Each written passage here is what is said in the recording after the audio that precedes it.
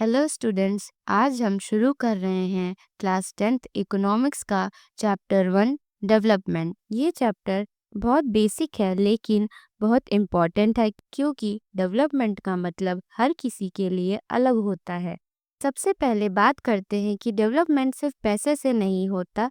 Development एक broad concept है। सिर्फ इनकम नहीं बल्कि क्वालिटी ऑफ लाइफ भी इक्वली इम्पॉर्टेंट है। मतलब पैसा तो चाहिए लेकिन जिंदगी भी बेहतर होनी चाहिए। डेवलपमेंट में सिर्फ इकोनॉमिक फैक्टर्स ही नहीं बल्कि एजुकेशन, हेल्थ, क्वालिटी, फ्रीडम और इन्वायरमेंट भी आते हैं। ये सब भी डेवलपमेंट का पार्ट है, सिर्फ सैलरी या पैसा ही नहीं। डेवलपमेंट का मतलब है प्रोग्रेस, सिर्फ इंडिविजुअल लाइफ में ही नहीं बल्कि नेशनल लेवल पर भी। जब एक इंसान की लाइफ इम्प्रूव होती है तो पूरा देश भी तरक्की करता है। हर आदमी का डेवलपमेंट का मतलब अलग अलग होता है। कुछ एग्जाम्पल से देखते हैं, जैसे मजदूर चाहता है ज्यादा काम जिससे उसे कमाने के लिए ज्यादा पैसे मिले। यंगस्टर चाहते हैं अच्छी जॉब मिले। बिजनेसमैन चाहते हैं उन्हें ज्यादा प्रॉफिट हो। एक फीमेल चाहती है इक्वालिटी और फ्रीडम। आदिवासी चाहता है इज्जत और अधिकार। कभी कभी जो एक के लिए डेवलपमेंट होता है वो दूसरे के लिए डिस्ट्रक्टिव भी हो सकता है। इसका एग्जाम्पल हो सकता है जैसे एक डैम बनाना शहरों के लिए डेवलपमेंट होता है क्योंकि उससे बिजली, पानी ये सभी चीजें मिलती हैं, लेकिन वहाँ पे जो लोग रह रहे होते हैं उनके लिए डिस्ट्रक्शन होता है क्योंकि जमीन और घर चले जाते हैं। Income and other goals. हम सोचते हैं पैसा ही सब कुछ है, लेकिन क्या सिर्फ इनकम होना ही डेवलपमेंट है? नहीं, सभी को इनकम तो चाहिए ही, जैसे उन्हें रेगुलर काम करने को मिले जिससे उन्हें रेगुलर वेजेस मिले। पर लोगों को नॉन मटेरियल चीजें भी चाहिए, जैसे respect, freedom, security, better working condition, good environment, health care and education.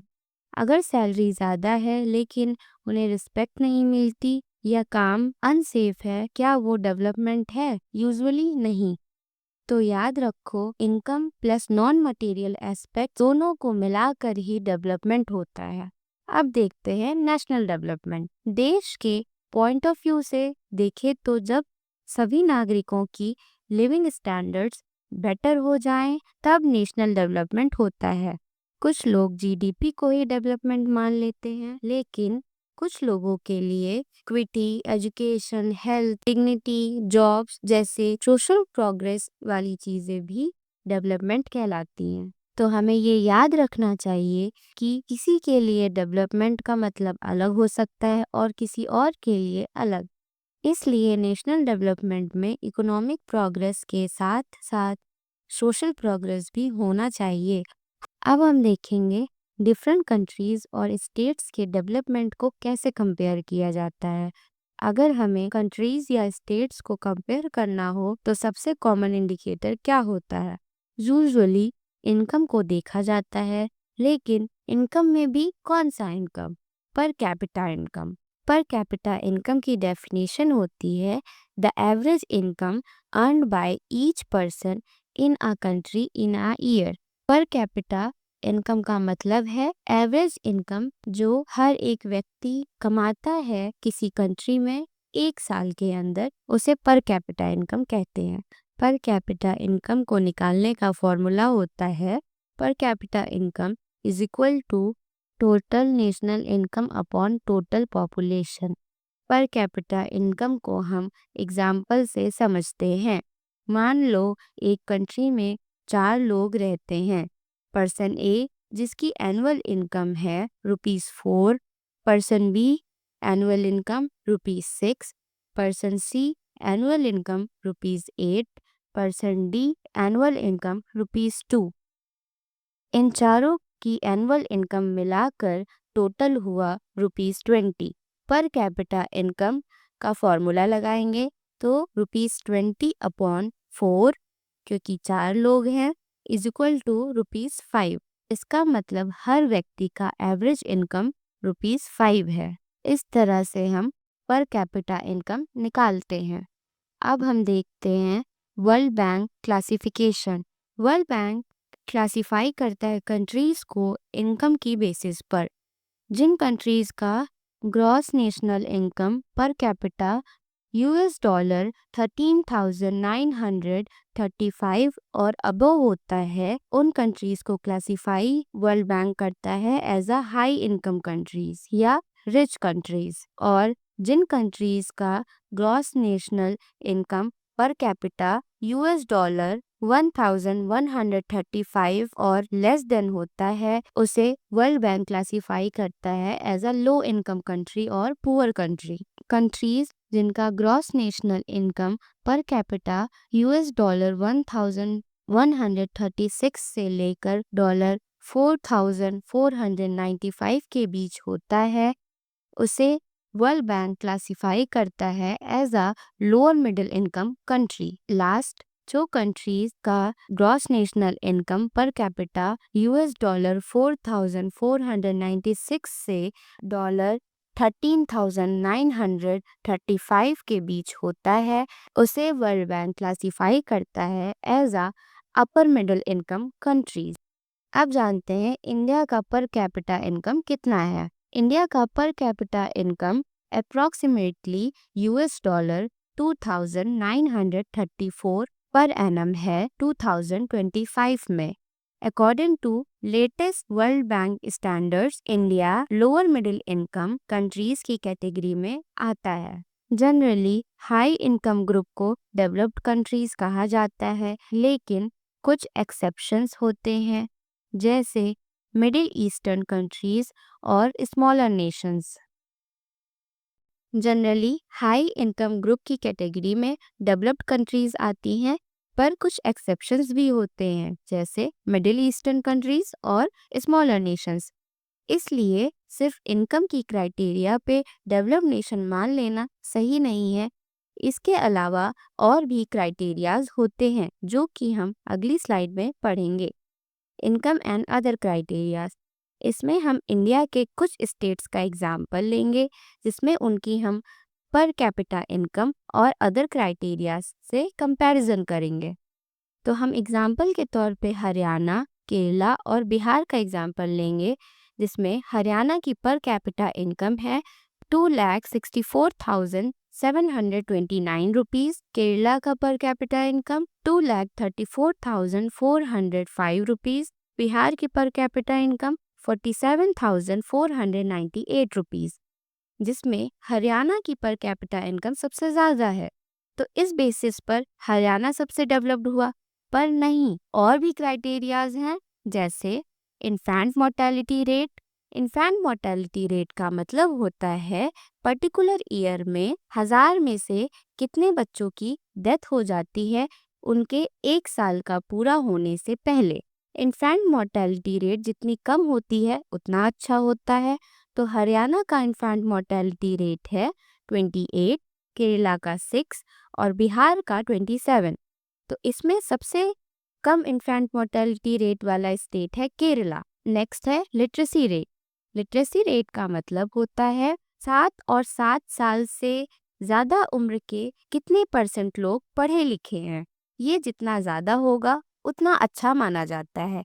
Haryana का लिटरेसी रेट है 82%, केरला का 94% और बिहार का 62%।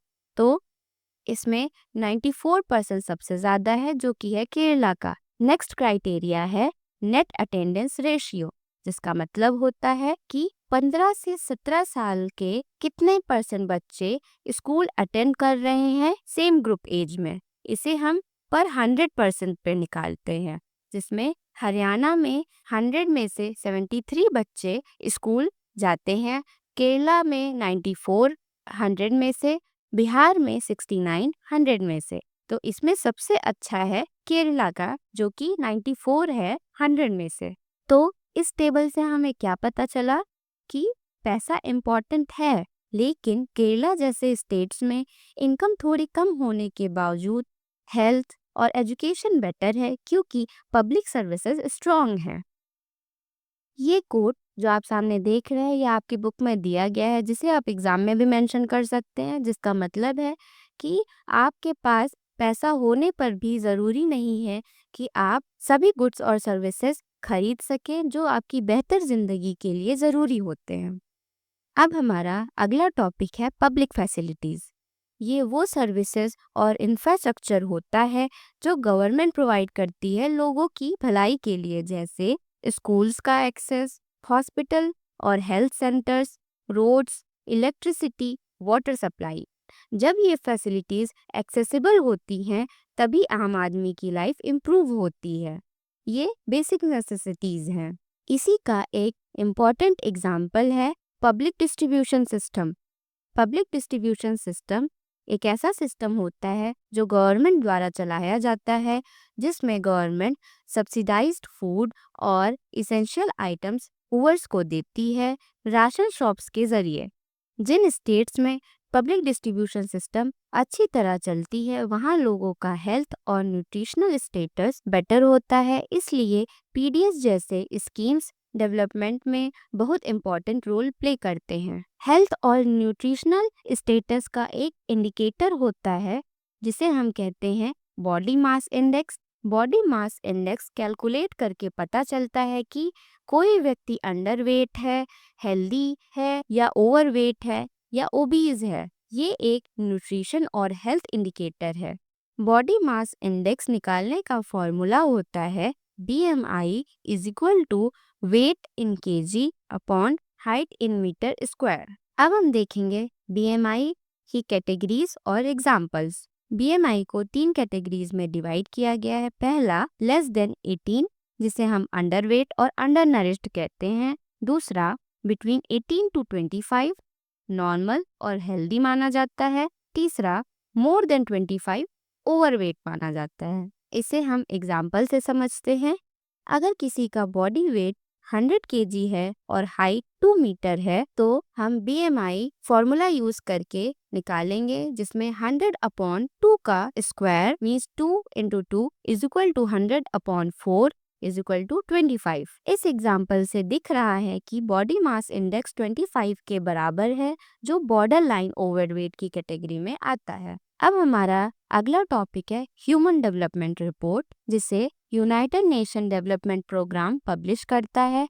अभी तक हम देख रहे थे वर्ल्ड बैंक के बेसिस पर। वर्ल्ड बैंक सिर्फ पर कैपिटा इनकम के बेसिस पर डेवलपमेंट दिखाता है, पर UNDP जिस रिपोर्ट को निकालता है उसमें हम 3 कैटेगरीज के बेसिस पर कंट्रीज को कंपेयर करते हैं, जिसमें पहला है एजुकेशन के लेवल पर, दूसरा हेल्थ के स्टेटस पर, तीसरा पर कैपिटा इनकम के बेसिस पर।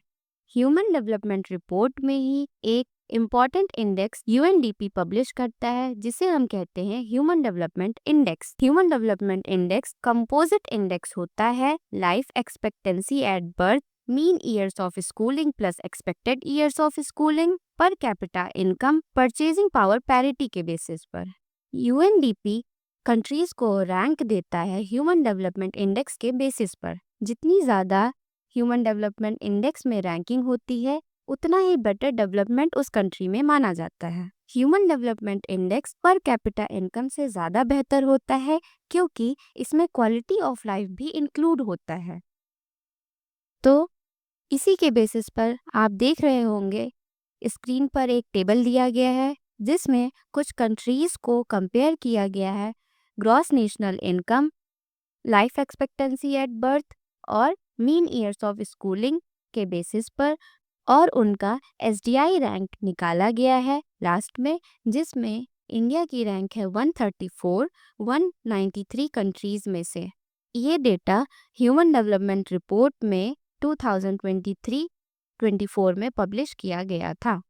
और लास्ट और सबसे इम्पॉर्टेंट टॉपिक इस चैप्टर का सस्टेनेबिलिटी ऑफ डेवलपमेंट।